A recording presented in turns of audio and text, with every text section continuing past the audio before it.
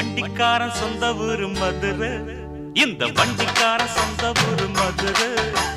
சண்டித்தனம் செய்ய